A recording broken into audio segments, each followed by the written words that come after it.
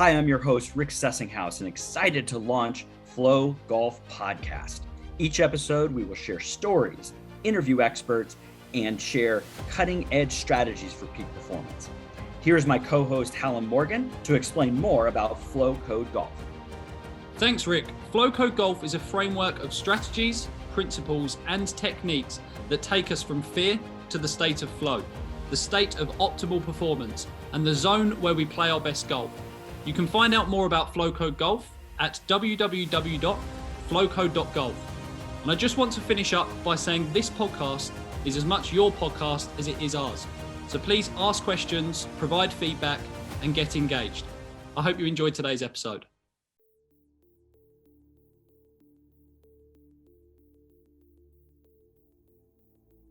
Rick, again, another episode. So excited to dive into another conversation. I'm absolutely loving every single one of these. Today, what I want to talk about is this puzzle of performance. There's a lot of different pieces that make up that puzzle. And I want to kind of discuss from your perspective over the last 30 years of coaching that you've been through, the experience, the knowledge that you've gained. What makes up that puzzle? What are the pieces that make up that perfect puzzle? No, and it's a great question because when I started learning golf, 40 years ago now, but teaching golf now for 30 years, I think most golfers go through this learning phase that golf is first about technical skills, which I agree. I have to learn how to grip a club. I need to learn how to strike a ball with solid contact, get the face fairly straight to get the ball going somewhat towards my target. And I need to learn the mechanics of putting and bunker play. Those are the skill sets that have to be learned.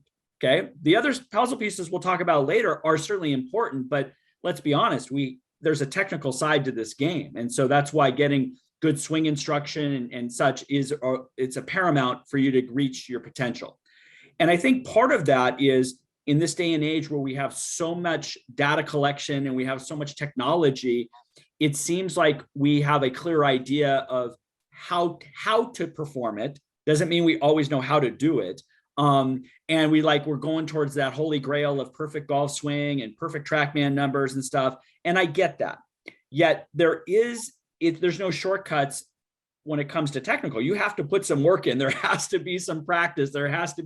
But I think part of that is clarity of what am I working on with my technique. And I think people jump some steps. I don't think they master their fundamentals as well as they could for the swing and for the putting and those different things. So the first major puzzle piece, let's not say it's not, is we need to learn how to play the game, which is the technical side, the mechanical side of all those shots, right? And there's so much information out there, but I really want to emphasize is let's keep it as simple as possible in the learning process so you can build on it. And it doesn't always have to be about confusion, which I find a lot of golfers in. So first puzzle piece, you got to learn how to play it through mechanics and technical side. That is a whole other discussion, but got to do that, right? Then I think what happens as a coach is I certainly had a good understanding of what the swing should look like or what the ball flight should do or this chipping motion should do. But I found with some of my students, they physically couldn't do it. So I could say, hey, I want you to swing like Collin Morikawa, and good luck. I don't think you have the same hip speed. And so it's a disservice to tell somebody, here's the holy grail, Rory McIlroy, Collin, hit swing like them. It's like, okay, but if you physically can't do it, then we've got no chance. So I think the next element is physically structure governs function. Is my structure able to do what I'm trying to do? And throughout the years, I've been certified through TPI, Titleist Performance Institute. I've done work with plenty of wonderful physical therapists, work with physical trainers at a company called UGP. And I've gotten to understand how the body works better. But now that golfer needs to take ownership of, hey, I need to do some stretching. I need to do some core building. If I want to get to the level I want to get to. Okay. You certainly can do nothing on the physical end. You can get injured more. You can not be able to do what you want to do. But there is, again, another puzzle piece when it comes to physical training. Can my structure of my body actually do what I want it to do on the swing standpoint? So before I get into a couple of the other puzzle pieces, was there any kind of feedback from you? No, I think they're two very important fundamentals that people need to essentially take advantage of and make sure they prioritize before they move into any of the other areas. So the technical you can't argue with. I think one piece that I want to add to the technical, and this kind of will come into the later pieces as well, but actually understanding, having knowledge on the game. So making sure that when you are out on the golf course, you're aware of what certain lies are going to do and actually having that intelligence. So not only your technical abilities as well, to be able to understand what positions you need to get in and how the golf swing works and even short game putting, but actually understanding how to make good decisions and what you should do to counteract certain environments. And I know that's something you're huge on, Rick, because a lot of your lessons are out on the golf course. I believe you said 90% or so of the lessons that you did with Collin were on the golf course rather than on the driving range. So yes, there's that technical ability, but there's also the understanding in how to deal with the environment and having that knowledge and that intelligence that's so vital as well. Yeah, no, you bring up a good point, which I know we'll talk about here in a moment, is I can have great technical skills on a range and I can get all my TrackMan numbers, but is it transferable? Are those skills transferring on the golf course? Are they transferring when I need them most? Which was kind of part of my evolution as a coach too, is I wasn't happy with the results I was getting from my students. So I have to look at my own coaching and say where there's a disconnect. Now, before we get more into that answer, there's another puzzle piece, which I am not an expert on, I'll believe, but you and I have talked about creating teams is club fitting, right? Is getting club fit properly and getting the appropriate equipment is a key puzzle piece. Nowadays, we got these wonderful, like with TaylorMade, we have the Kingdom down there, and in Carlsbad, California, we have these wonderful ways of club fitting to get what's the best equipment for you to help you optimize performance. So we can put those big puzzle pieces together, but it still doesn't mean we're going to play great golf or play up to our potential. And again, I like what you talked about there is, how do I now actually perform? Is it different than how did I swing on the range? And then again, this is a big part of it, is the other puzzle piece, like you said, when I'm on the golf course, the decision-making and understanding the different lies and the different conditions. And do I have that shot? I have to learn that shot. Hey, what's the cause and effect? Those things I think comes from experience and obviously from coaches that can help really minimize that learning curve, shorten it, because I've been doing this a long time. I pretty much know all these different situations already from the mistakes I've made, from other players have seen it. But if I can shorten that curve, I think is very important. So I think that does segue kind of into the other major puzzle piece. Okay. Now, remember, there's small puzzle pieces within each one of these buckets. We have technical skills that have related to every shot you're going to ever hit. There's a lot of technical part of that. Physicality, there's a lot of stuff with our fitness, with balance and posture and strength and all these type of things. We have club fitting, which again, it's crazy in the amount of variables that they have even with club fitting now. So put that to the side and say, we got to learn how to play the game. And I think part of playing the game is the puzzle piece that you and I are most biased towards is the mental side of the game. So when you think, Hallam, about the mental puzzle piece, how do you kind of coach that or help people understand the importance? So the mental part of the game, as we would argue, is the most important in my opinion. It's the catalyst for all the other elements. So you have the technical, you have the physical, you have whether it's the course management, the experience, the decision making, the club fitting, and then the part that's going to allow all of those components to work to their optimal is the mental game. And the way that I look at that is through various different angles. And there's so many, again, it's almost like its own puzzle, Rick, to some extent. Oh, yeah. That's one piece of a bigger puzzle, but then we've got the entire puzzle with the mental game. So we would look at things like emotional control. We would look at things like self-belief. We would look at things like self-awareness. We would look at all these different elements as really important skills. And they're all skills, in my opinion, that can be trained over time that we need to develop through regular routines, through regular habits, through regular reflection, all these different powerful, important tasks that need to be done in order to develop that part of the mental game. So there's so many different elements and we can go into all of them, emotions, we can go into all of them, but the important thing to really understand is that every single one of them is trainable through regular routines, through regular habits, through regular reflection. I think that's really, really vital. The question I have as well, and almost just before we go even deeper into the mental game, Rick, I want to ask about ownership of all these different components, because I think it's really, really important and how you see it with the players. Because I think where a lot of players fall down is that they don't take ownership of every single part of this puzzle. They almost feel as though it's the coach's job and this is what I have a coach for. But to what extent do you think a player should take ownership of their technical capabilities, their mental capabilities, their club fitting, their all these different parts? Because what I see, and I remember our conversations we've had in the past, but you like it when actually the players are able to understand some of the different technical issues they're having and actually be able to, before they even come and speak to you, they've already identified what they believe to be the issue, what they believe has maybe gone wrong. So across all those things, and we'll dive more into the mental again, I just want to talk about ownership. How important is that from a player standpoint to gain the intelligence, gain the knowledge of their own game and take ownership of it? You just said the key thing is gain the knowledge, and it's about self-awareness. When you start to put it on somebody else, like somebody has, let's say somebody shoots 80 and they're a very, very good player and they miss a lot of drives, right? And their first response is to text their coach, hey, what did I do wrong? To me, that's the wrong question. To me, it's like, oh, I hit 8 of my drives left, missing the fairway going to the left. My coach has told me before that from a physical standpoint, that means I come under plane and I rotate the club face too much. You know what? I should go to the range right now and do some of those drills. Now, I'm not saying they're going to exactly fix it. I'm not, but at least they're like being aware and having this learning process occur. You and I talk a lot about pattern recognition, immediate feedback, right? I want to get the feedback of what happened. I want to recognize the pattern. I've done that before. I can do something. Now you're taking ownership. Doesn't mean you always have the solution, but I'm just going to tell you from a swing coach's standpoint, I can't stand when 30 minutes after a tournament, I'm getting that text with, hey, what does this look like? I don't know why. It's like, wait a second, we've talked about this. Okay. And I think that's the same thing with exercise. I think it's the same thing when you and I talk about the mental side of mindfulness and stuff like that. If you're not going to do it, then that's on you. There's no quick fixes.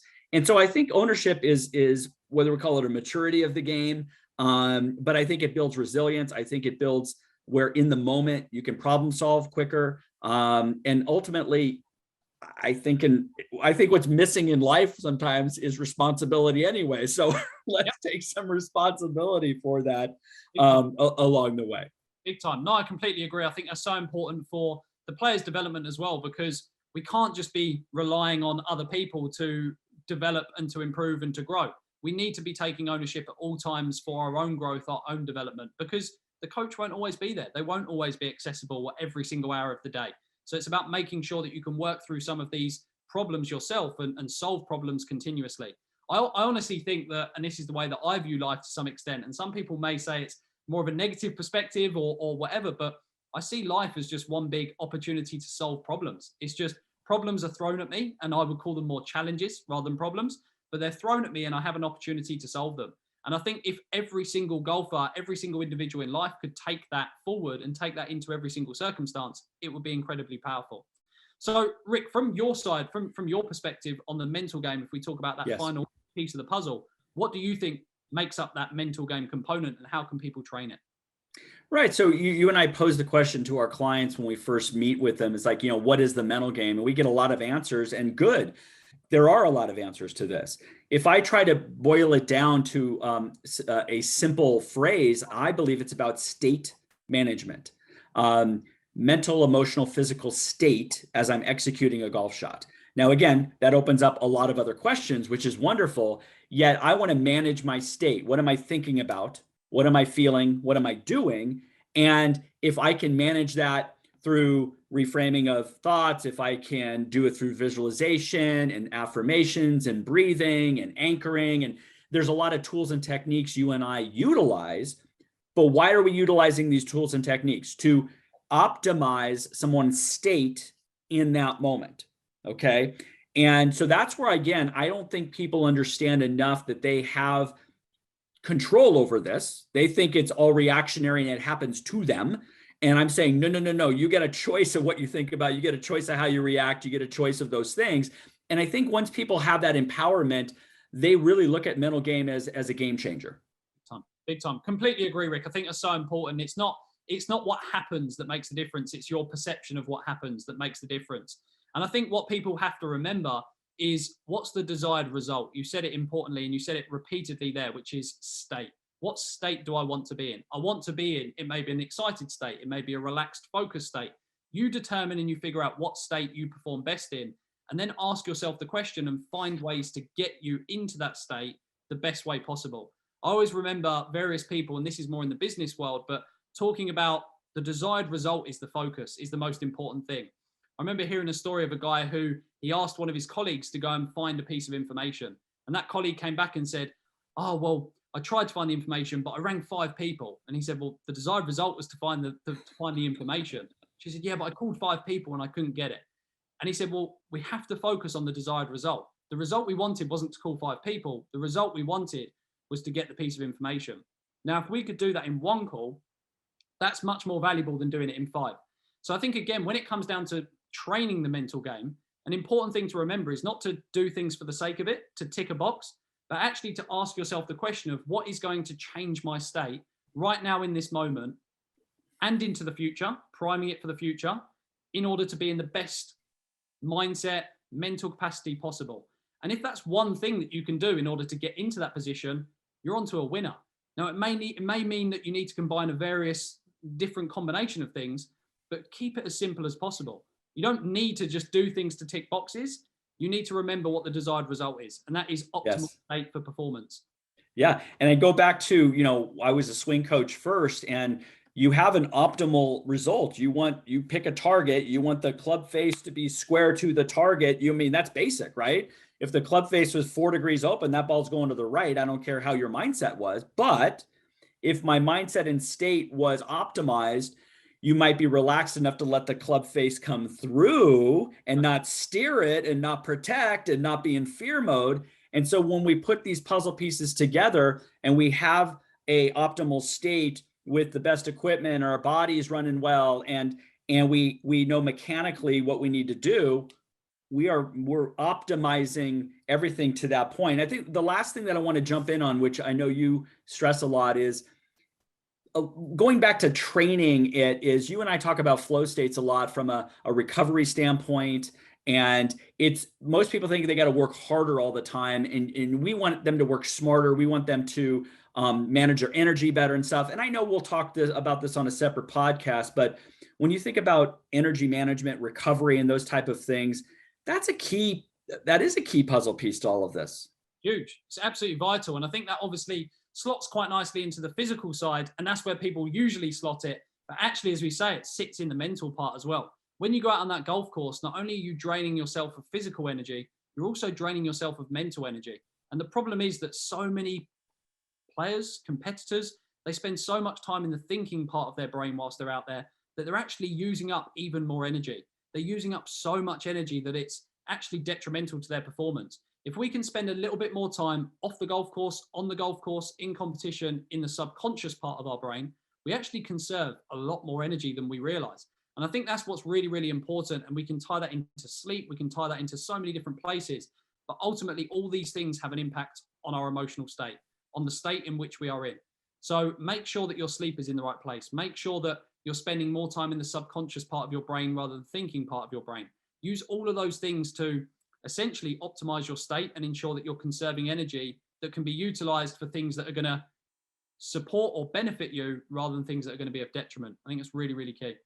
Exactly. And so I think, again, my bias is that the mental game, emotional, the state management is the glue that puts all these puzzle pieces together. So not only do they fit, but they're able to repeat themselves. Okay. A lot of people are in the repeatability, and that's why they practice on the range over and over again, the same skill. And I go, that's great.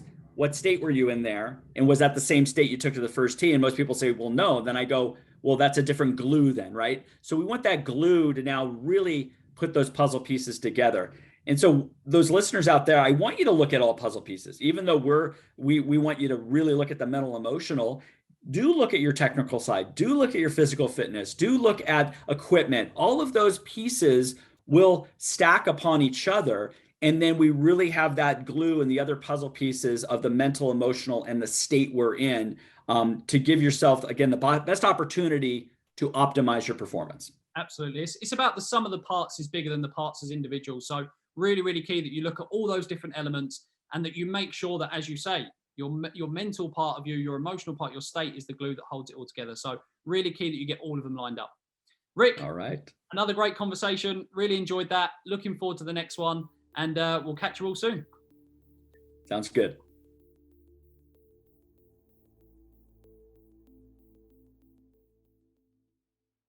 Thank you for listening to today's episode. I know you've received some incredible information. And if you would like to hear more, please subscribe. Rick, how can our listeners learn more about the FlowCode Golf Academy? Are you a coach or a player? Well, I've created 2 free masterclasses.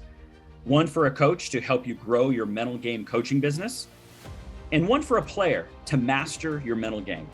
Head over to www.flowcode.golf to gain free access now.